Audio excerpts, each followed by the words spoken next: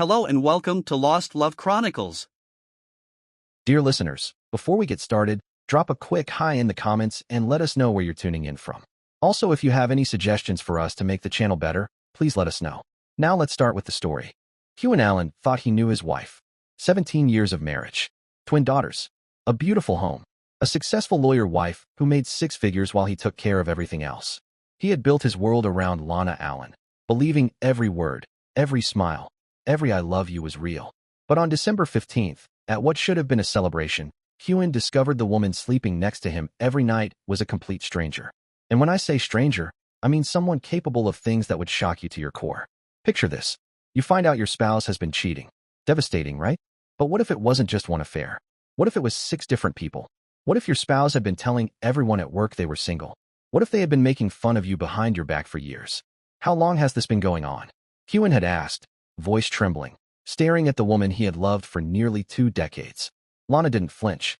She was silent, expression blank. Hewan's voice cracked. You told them you were single? All those people at your office, they didn't even know I existed? Lana finally looked up. It was easier that way, she said coldly. Hewan stepped back. Easier? You have a husband. You have children. Her gaze was calm, like she had rehearsed this moment. It didn't mean anything, but it did. It meant everything. How far would you go if your lies were about to be exposed? How desperate would you become? And most importantly, would you be willing to kill to keep your secrets buried? That's exactly what we're about to find out. Because when Hewan confronted his wife Lana about her web of lies, her response wasn't tears or apologies. It was a gunshot to the head. Hewan Allen was a good husband, the kind of man who packed his wife's lunch with little notes inside, who took care of their twin daughters, Mira and Zara, while Lana worked late at her high-powered law firm. He celebrated every promotion, every big case win, every success like it was his own. Lana Allen, on the other hand, was living what looked like the perfect life. Successful lawyer, beautiful family, gorgeous house in the suburbs. She was making over $200,000 a year at Morrison, Bradley, and Associates, one of the city's most prestigious law firms. She had respect, money, and a husband who worshipped the ground she walked on. But here's what nobody knew: Lana was bored. Dangerously bored. She looked at Hewan and saw weakness where he saw love. She saw boring where he saw stable. She saw a man who was beneath her, a man who wasn't worthy of the successful woman she had become. So she started looking for excitement elsewhere. And when I tell you what she found, you're going to be shocked at just how far this woman was willing to go. It started with David Chin, a senior partner at her firm. Older, powerful, commanding. Everything Hewan wasn't. David had money, influence, and most importantly, he didn't know Lana was married. Wait, let that sink in. David Chun was Lana's boss, and he had no idea she had a husband at home. How is that even possible? How do you work with someone for years and not know basic facts about their life? Unless they're deliberately hiding it. Unless they're living a completely different life at work than they are at home. Lana had told David she was single, available, still looking for the right man to settle down with. She'd said once over drinks at a firm event, her voice low, eyes sparkling with practiced charm. And David believed it. Because why wouldn't he? Who lies about something like that? But David was just the beginning. Once Lana got a taste of living a double life, she couldn't stop. There was Marcus Williams, a young associate who looked up to her like she was a goddess. Always offering to stay late. Always eager for her approval. I just want to be where you are, he told her once during one of their late-night meetings. She smiled. You will be. Just follow my lead. Then came James Foster, an older attorney with deep political ties and connections all over the city. With him, it was influence. Access. You really understand how this game is played, he said, running a finger along the rim of his glass. I didn't get here by being naive, she answered. And then there was Robert Martinez, a sitting judge who should have recused himself from any case involving Lana's clients. But he didn't, because he was sleeping with her. 6 men, 6 different relationships, 6 different sets of lies. And here's the most chilling part. Lana wasn't just having affairs. She was using these relationships, leveraging them to advance her career. She was sleeping with a judge who ruled in favor of her clients. She was getting inside information from opposing counsel. She was building her success on a foundation of betrayal and manipulation. But it got worse. So much worse.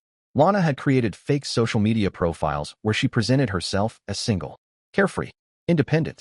She had credit cards Hewan didn't know about.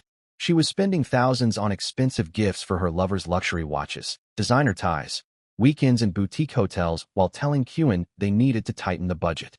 We need to be smart about money this year, she had told him just weeks before, folding her arms and tapping her nails on the kitchen table.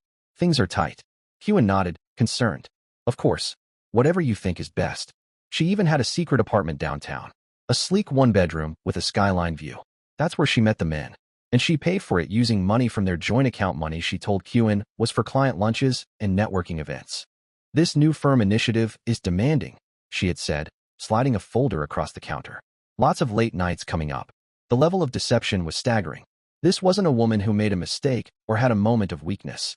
This was a woman who had constructed an entirely separate life complete with fake identities, shadow accounts, and elaborate lies. She would leave that downtown apartment, wipe the lipstick off her mouth, change out of her silk blouse into sweats, and drive home. Then, she'd unlock the door, kiss Kyun on the cheek, and say, "Long day, thanks for waiting up." He'd smile, pulling her into an embrace. "Always," he whispered, unaware of everything. Lana would close her eyes and whisper back, "Good night," like nothing had happened. She would help the girls with homework while secretly texting her lovers under the table. She'd sit at family dinners, nodding along to Myra's story about her science project, all the while mentally planning her next affair. But here's what Lana didn't count on. Secrets have a way of coming out. And when they do, desperate people do desperate things. The question now wasn't just how far Lana had gone. It was how much farther she was willing to go to protect her lies. How much was she willing to sacrifice to keep her double life hidden? December 15th. That was the day Lana's carefully constructed world of deception began to crack. And what happened next would prove something chilling. Sometimes the most dangerous person in your life is the one you trust most. The law firm's Christmas party was supposed to be a celebration. Lana had just won the biggest case of her career and was riding high on success. For once, she invited Kyun to come with her.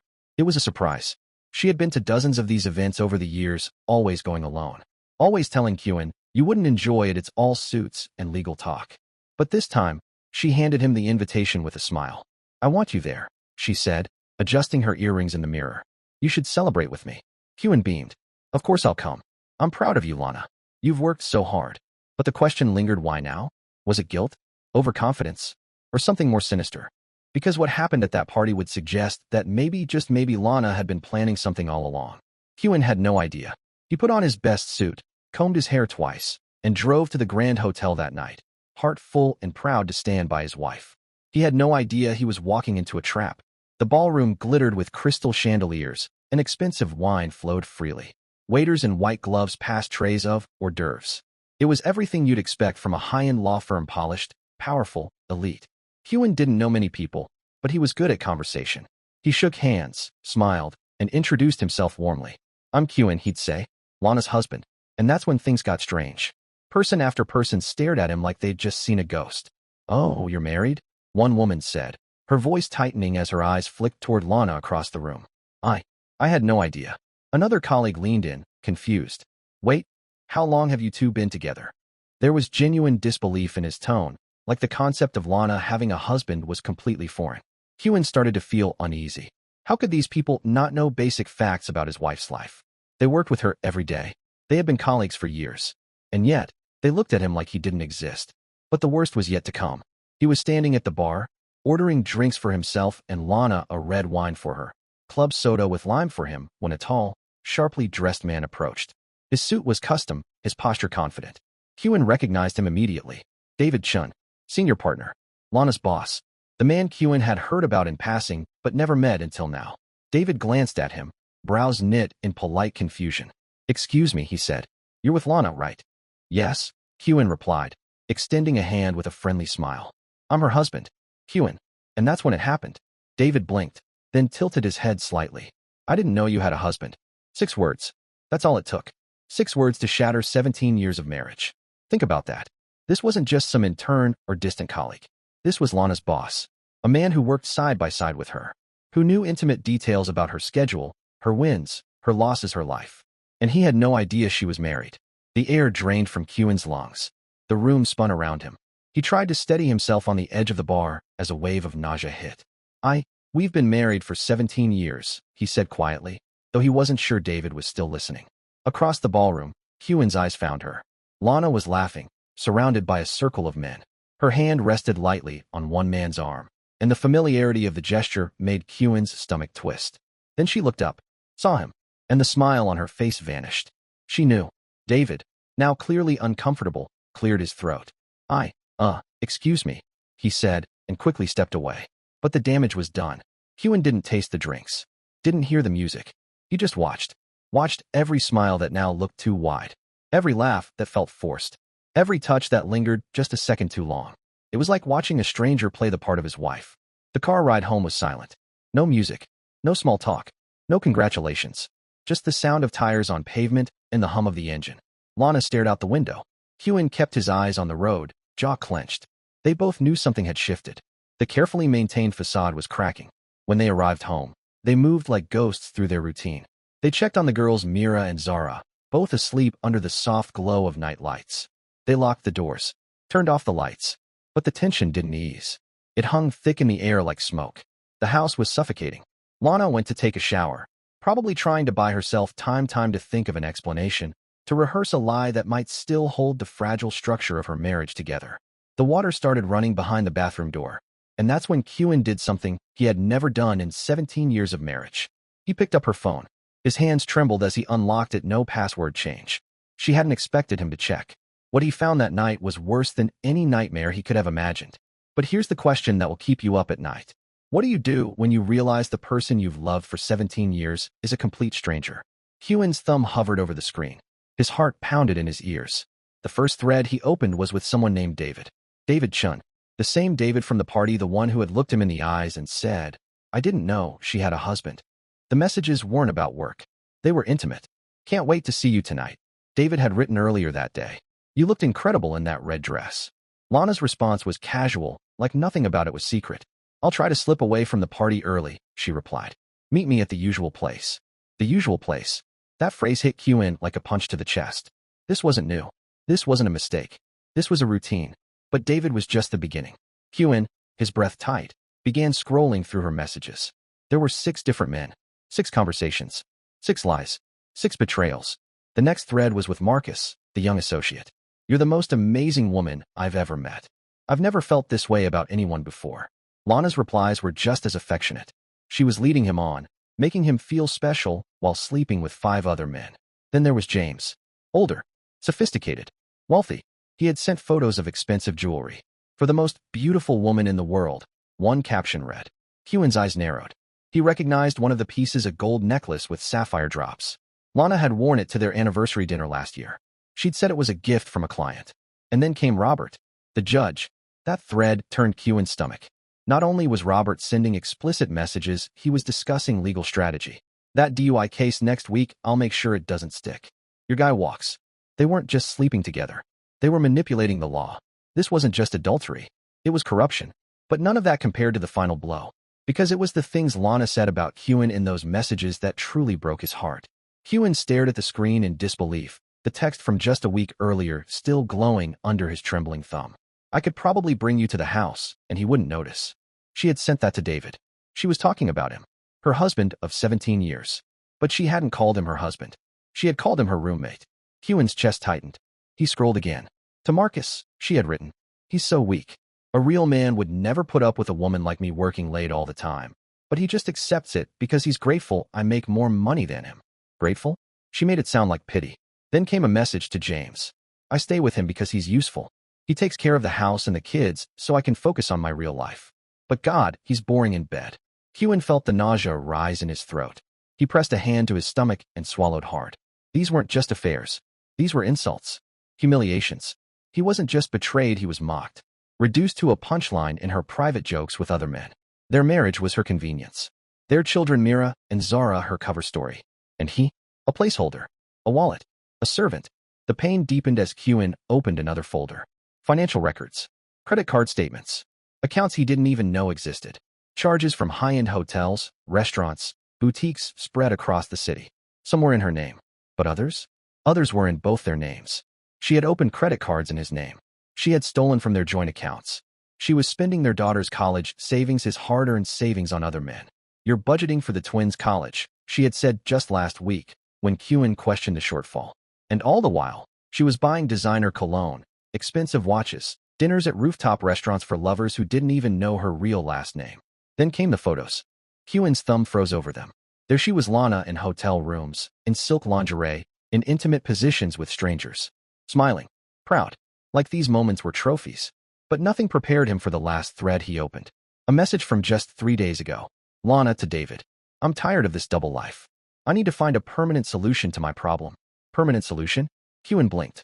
His breath caught in his throat. What did that mean? What problem? Him? The house was suddenly filled with silence. The shower stopped. Water trickled in the pipes, and then nothing, just the sound of Hewen's heart pounding in his ears. Lana emerged from the bathroom wrapped in her silk robe, steam curling around her. She looked at Hewen, saw her phone in his hands, saw his face, and she knew. The silence between them stretched like a taut wire, threatening to snap. Hewen, she said, her voice eerily calm, almost too calm. I can explain. Hewen looked up, eyes bloodshot, voice shaking. Explain what, Lana? He whispered, choking on the words. Explain how you've been cheating on me with 6 different men. His voice cracked. Explain how you told all of them you were single. He stood up now, phone still in his hand, staring at her like he didn't recognize the woman in front of him. Explain how you've been stealing our money to pay for hotels with your lovers. Hewen's voice trembled, but not from weakness this time. It was from 17 years of suppressed pain, swallowed pride, and 1,000 quiet sacrifices he had made for a woman he thought he knew. Explain how you called me your roommate, he said, his voice cracking. How you mocked me to these men. How you've been planning to get rid of me. Lana stood still for a moment, wrapped in her silk robe, her expression blank. Then, something shifted. The mask slipped. Gone was the poised, high-powered attorney. Gone was the carefully managed facade. In her place stood someone colder, sharper, someone dangerous. Her eyes narrowed, her lips curled, and she stepped toward him slowly. You want the truth, Hewen? She said, her voice suddenly laced with venom. Fine. Here's the truth. You're pathetic. You're weak. You're everything I don't want in a man. Hewen recoiled, as though she had struck him. The phone slipped from his hand and landed softly on the bed beside him. After everything, after discovering her betrayal in its most grotesque detail, she was attacking him. I'm a successful, powerful woman, she continued, her voice rising with icy contempt. I deserve a man who can match my energy, my ambition, my passion. Instead, I got stuck with you, a man who's happy playing house, babysitting, cooking dinner while I'm out building a real life. Hewen's hands clenched at his sides. Building a career by sleeping with judges, he shot back. By corrupting the legal system? By lying to everyone about who you are? Lana's expression turned even darker. Her gaze dropped from his eyes to the floor and then back to him, deadened and glassy, as if looking at something she found beneath her. Those men appreciate me for who I really am, she said with a sneer. They see my value. They understand what it means to be with a woman like me. You never did. Hewen's voice dropped to a whisper, raw and heartbroken. I supported your career. I took care of our daughters. I loved you, Lana. Unconditionally. What more could you have wanted? I wanted a real man, she hissed. Not someone who apologizes when I slam the door. Not someone who says, yes, dear, to everything I do. Not someone who's just grateful to be married to me. The cruelty in her tone was like a slap across the face, sharp, calculated, and merciless. Hewen looked at her and realized he wasn't speaking to his wife anymore. He was speaking to someone he had never known. A stranger in familiar skin. He stepped back. His voice changed lower, steadier now. Those men you've been sleeping with, they don't love you, Lana. They're using you. And when this all comes out, when everyone finds out what you've been doing, they'll vanish. Just like that. Something flickered in Lana's expression. Fear. Not fear of losing him. Not fear of losing her family. Fear of losing her career. Her status. The carefully stacked tower of lies that could topple with a single push. Her voice dropped to a near whisper. Nothing is going to come out, she said, eyes locked on his. Because you're not going to tell anyone. The way she said it, you're not going to tell anyone, made Hewen's blood run cold. There was something in her voice he had never heard before. Not anger. Not guilt. Something sharper. More dangerous. Something final. Hewen stared at her, stunned. I'm not going to keep your secrets, Lana, he said, trying to steady his breath. Our daughters deserve to know who their mother really is. Your law firm deserves to know that one of their partners has been sleeping with a judge. Lana's expression twisted instantly. The calm mask she'd worn cracked wide open as rage surged through her like a storm. She screamed wild, guttural, venomous words Hewen would never forget. She called him worthless, pathetic, a parasite. Names that hit him like punches, each one tearing at years of loyalty, sacrifice, and love. But Hewen had reached the limit. After 17 years of enduring whatever Lana dished out, after discovering her betrayal in all its grotesque detail, after being mocked, stolen from, and finally threatened, he snapped. He pushed her. It wasn't hard. It wasn't violent. It was desperate. An involuntary reaction in the midst of heartbreak and chaos. A plea for space, for a moment to breathe. I'm sorry, Hyun said instantly, his voice trembling, his hands rising in surrender. I shouldn't have touched you. I can't process all of this. But Lana didn't flinch. Instead, she looked at him with a hatred so pure it drained the air from the room. And then, calmly, deliberately, she turned and walked to the bedroom dresser. Hyun's breath caught. He watched, frozen, as Lana opened the top drawer. His heart thundered in his chest when he saw what she pulled out. The gun. The one they kept in the house for protection. Lana. Hyun's voice cracked as he backed away, hands still raised. What are you doing? Put that away. But the look in her eyes wasn't fear. It wasn't panic. It was calculation. Cold. Precise. Deadly. You know what your problem is, Hyun? She said as she leveled the gun at him. You never knew when to keep your mouth shut. Please, Lana. Hyun begged, stepping backward until his back hit the bedroom wall. Think about what you're doing. Think about Mira and Zara. They're sleeping down the hall. But Lana wasn't thinking about Mira and Zara. She wasn't thinking about their marriage. She wasn't thinking about anything except silencing the one person who could destroy everything she had built. You should have minded your own business, Hyun, she said, her voice deadly calm. Hyun stared into the barrel of the gun, the reality of what was happening closing in like a vice on his chest. Lana's eyes, once warm and familiar, now glinted with something cruel and human. You should have been grateful for what you had, she said, her voice low and venomous, instead of digging into things that don't concern you. Hyun's heart pounded so hard it echoed in his ears. This can't be real, he thought. People don't shoot their spouses over affairs. He forced himself to breathe. Maybe she was having a breakdown. Maybe this was temporary insanity. Lana, I love you, he said, the desperation tightening around his throat. We can work through this. We can get counseling, therapy, anything. Please. We can figure this out together. But Lana laughed. Cold. Bitter. It wasn't the laugh of someone cracking, it was the laugh of someone who had already made a decision. Work through this, she repeated, her tone mocking.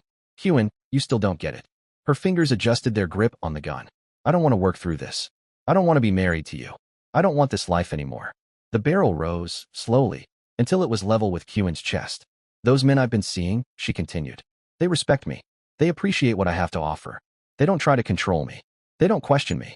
They don't make me feel guilty for wanting more than this boring, suffocating, suburban life. Hyun's breath caught in his throat. This wasn't about the affairs. It wasn't about the lies or even getting caught. It was worse, so much worse. This was about elimination. Lana didn't see him as a husband anymore. She saw him as an obstacle. You can't do this, Hyun whispered, his voice cracking as his back pressed tighter against the wall.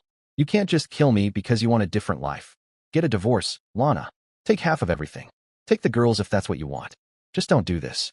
A divorce would ruin everything. She snapped back, her finger twitching toward the trigger. There would be investigations. Questions. People would dig into my finances, my clients, the judges. Her voice hardened. My career would be over. And then Hyun understood the full, horrifying truth. She wasn't pointing the gun at him out of rage. This wasn't a heat-of-the-moment explosion. She was calm, cold, calculating. This wasn't passion.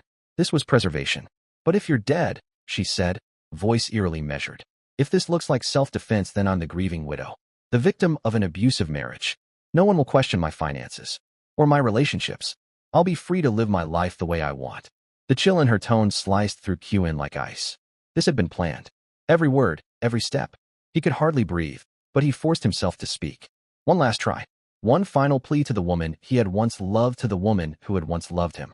Lana, Hyun said, his voice trembling as he searched her face, don't do this. Think about Mira and Zara. Think about everything we built. I know you. This isn't you. He took a careful step forward, his hands still raised. There's still time. Please, just think. You don't have to do this. There's still a part of you, there has to be a part of you that remembers who we were. Who you are. He was speaking not to the woman holding the gun now, but to the woman she used to be. To the mother of his children. To the woman who used to laugh with him at midnight. Who used to hold his hand on cold mornings. Who had once whispered I love you in the dark. It was a final, desperate attempt to reach whatever humanity was left in his wife. Lana's expression never wavered, not a flicker of guilt, not a hint of remorse. She stared down at Hyun with icy detachment, like a surgeon inspecting a procedure, not a wife looking at her husband. Lana, please, Hyun had begged, his voice raw and trembling. I'm the father of your children. I've loved you for 17 years. Whatever problems we have, we can solve them without violence. But his words meant nothing. You were never enough for me, Hyun, Lana said coldly, eyes flat and dead. And now you never will be. The gunshot shattered the silence. The gunshot was so loud it felt like the room exploded. Hewen felt something slam into his chest like a heavy punch. It knocked him off his feet and sent him crashing to the floor. Pain tore through him all at once, and he struggled to breathe. He looked down. Blood was soaking through his shirt, spreading fast. A dark, wet heat. Breathing became harder by the second his lung had collapsed. He was drowning in his own blood. His eyes searched for hers. For anything shock, horror, regret. But Lana didn't move. She stood over him, still holding the gun, looking at him like a stranger. There was no remorse in her eyes. No recognition. Only indifference. Hewen's mouth moved, trying to form words, to plead, to call for help. But no sound came. His vision blurred. The world tilted. His life was slipping away, second by second. And then, from down the hallway, a voice. Small, confused. Mom? Dad? What was that noise? It was Mira. Hewen's heart surged. No, not now. Not the girls. Please, God. But Lana's voice floated out calm and practiced, as smooth as if she were tucking them in for bed. Everything's fine, sweethearts, she called. Daddy just dropped something heavy. Go back to sleep. A lie, told with a mother's warmth. A lullaby covering a murder. She turned back toward Hewen as if nothing had happened. Her face, still calm. Her hands, steady. The gun rested on the nightstand. Hewen could barely move, barely breathe. But something in him fought for Mira and Zara, for the truth, for his life. His hand fumbled blindly toward the floor, toward where he had dropped his phone. His fingers curled around it. With the last of his strength, he managed to tap 911. Then everything went black. 12 minutes later, paramedics arrived. The scene didn't make sense. Lana met them at the door composed, controlled, her silk robe untouched by blood. Her voice was steady, her story practiced. My husband attacked me, she said simply. He got violent when I told him I was leaving. I had to protect myself. But the paramedics were seasoned. They had seen real victims, real panic, real self-defense. And something here felt off. Lana had no bruises, no cuts, no torn clothing, no swelling, no red marks around her neck, no blood on her hands, nothing that supported her version of events. For someone who claimed her husband had violently assaulted her, Lana looked remarkably unharmed. She showed no visible signs of struggle. Meanwhile, Hewen was clinging to life in the ICU. The bullet wound in his chest consistent with a shot fired from several feet away, not during a close-quarters altercation, as Lana had claimed. But what truly disturbed the paramedics and later the investigators was Lana's demeanor. She showed no concern for her husband's condition. No panic. No remorse. Her tone was calm, clinical, focused solely on delivering her version of events with icy precision. While Hewen underwent emergency surgery, detectives began digging. The first break came from Hewen's own 911 call. The dispatch team had recorded not only his labored breathing and whispered plea for help, but also something else. In the background, Lana's voice could be heard. But she wasn't crying. She wasn't calling for an ambulance. She was on the phone with someone else entirely. Phone records later revealed the truth. Lana had called her attorney, not 911, not Hewen's family, her lawyer. Detectives seized her phone. Inside, they found exactly what Hewen had discovered the night of the shooting: texts, photos, and financial records documenting years of betrayal, the number of affairs, the joint credit card misuse, the hidden gifts and hotel expenses. But they also found something new, something that changed the case from betrayal to premeditation. Lana had been preparing for this. 3 days before the incident, she had searched online. How to claim self-defense in a domestic violence case. Legal justification for shooting an abusive spouse. How to hide assets before filing for divorce. The trail was damning, clear, calculated, and cold. And there was more. Investigators interviewed neighbors and family friends. What they heard was unsettling. Lana, for months, had been quietly chipping away at Hewen's character, mentioning how moody he was, how jealous he'd become. He's not well lately, she had said to one neighbor. He gets paranoid when I work late. To another, I don't feel safe sometimes, but I stay for the girls. She had laid the groundwork, creating a narrative, a justification. The financial records told the rest. Lana had been slowly moving money from their joint accounts into private ones under her name. She had closed credit cards. She had sold stock. She was consolidating her power, preparing to sever ties. But the most damning piece came from her home computer, a folder blandly labeled insurance.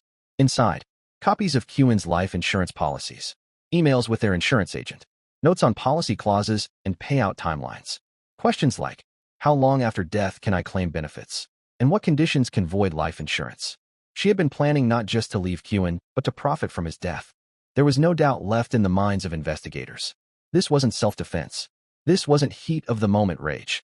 This was premeditated, cold-blooded attempted murder. Lana had crafted a persona of the ambitious wife trapped in a loveless marriage, but behind it was a woman who viewed her husband as a liability to be eliminated. Still, she wasn't going down easily. She hired one of the top criminal defense attorneys in the state, a litigator known for turning the ugliest cases into courtroom victories. And together, they began building a defense that was every bit as manipulative as the life Lana had lived. At trial, the defense team turned the narrative on its head. Lana Allen is not a murderer, her lawyer said in opening arguments. She is a survivor. They painted Kewen as controlling, passive-aggressive, emotionally distant. They portrayed his devotion as domination. He isolated her, the lawyer argued, used financial guilt and parental pressure to keep her trapped. The affairs? Those, the defense claimed, weren't betrayals, they were lifelines. Desperate attempts, the attorney said, to find a shred of happiness, a glimpse of freedom, a moment of self-worth. They positioned Lana not as a calculating spouse, but as a woman cornered, exhausted, and finally forced to fight back against her oppressor. It was a compelling narrative. Lana's legal team, led by the charismatic and relentless Russell Bennett, painted a portrait of a woman pushed to the edge. In their telling, Lana Allen wasn't a cold-blooded schemer, she was a survivor. A woman quietly enduring years of psychological torment at the hands of a controlling, emotionally abusive husband. They brought in psychologists and domestic abuse experts who testified about the often invisible scars of emotional violence. They spoke of power dynamics, of manipulation, of isolation. And they insisted that Lana's extramarital affairs weren't betrayals, but coping mechanisms. These weren't acts of infidelity, one expert told the jury. They were acts of survival. Her attempt to maintain a sense of identity and self-worth. The courtroom sat still as Russell Bennett paced before the jury. You've seen pictures of bruises and broken bones in other cases, he said. But in psychological abuse, the wounds are invisible. The bruises are here. He tapped the side of his head. And here. He touched his chest. Lana Allen lived with a man who smiled in public and smothered her in private. It was a story that, in the hands of a lesser attorney, might have fallen flat. But Bennett was convincing.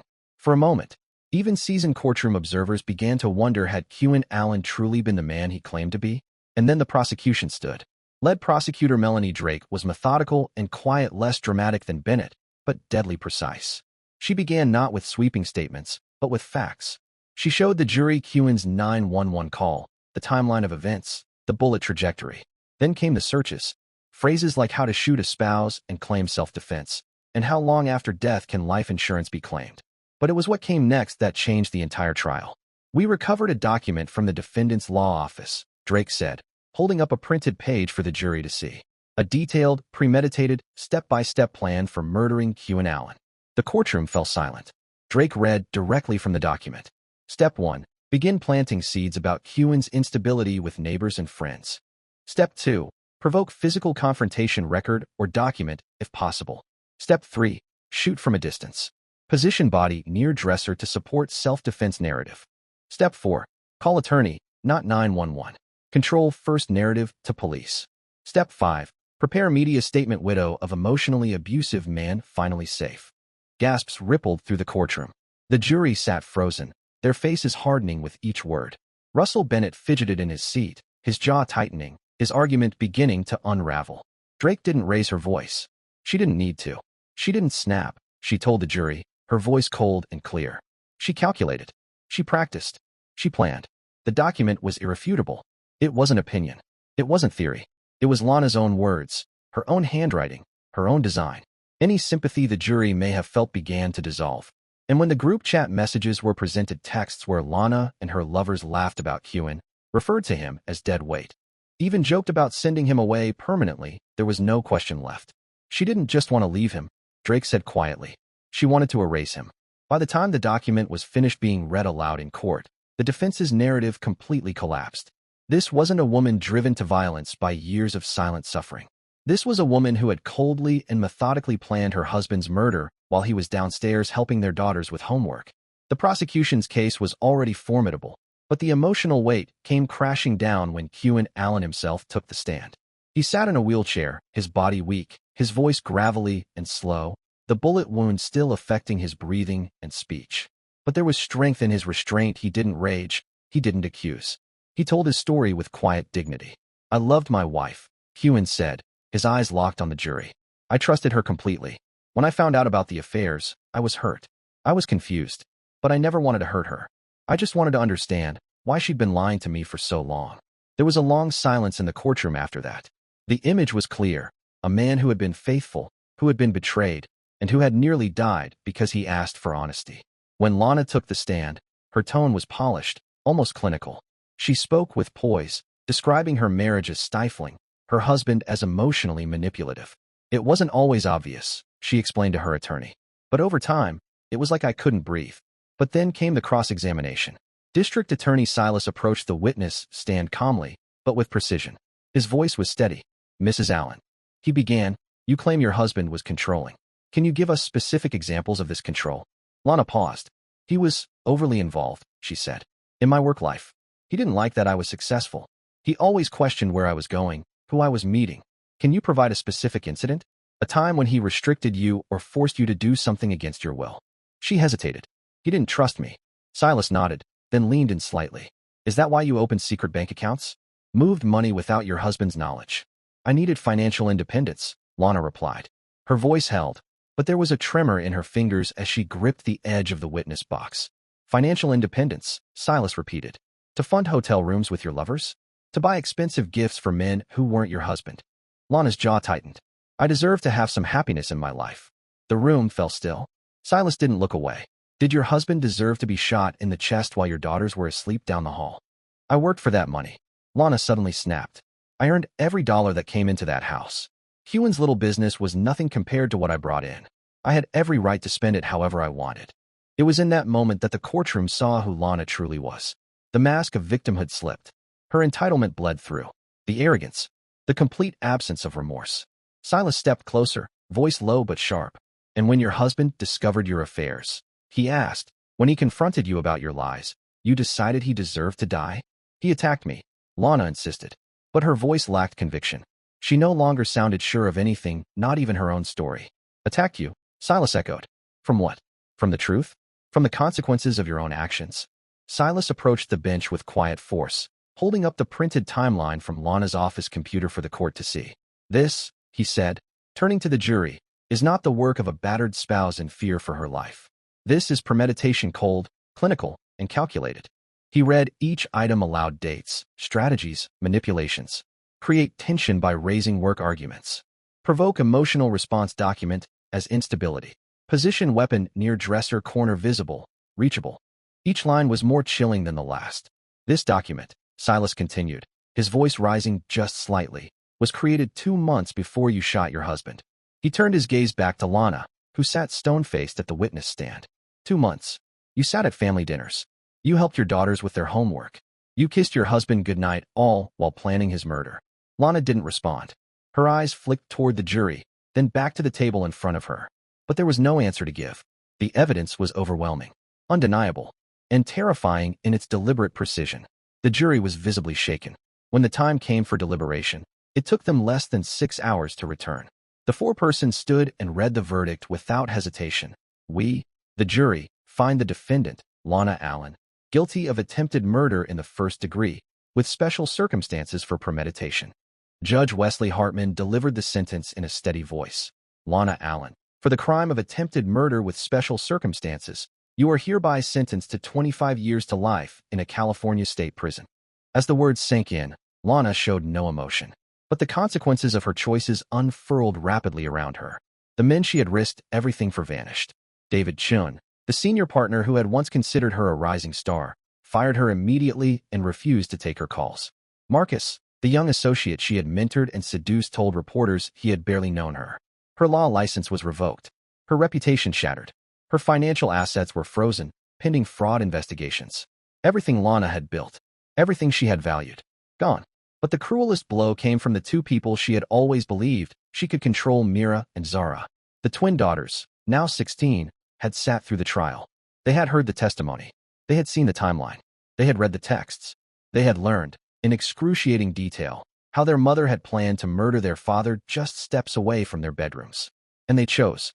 They stood by Hewan, helping him through his recovery, visiting him, reassuring him, loving him. They never spoke to Lana again. In the end, this case served as a brutal reminder. Evil doesn't always come in the form of a stranger in the dark. Sometimes, it smiles at you across the dinner table. Sometimes, it's a respected lawyer with a tailored suit and impeccable manners.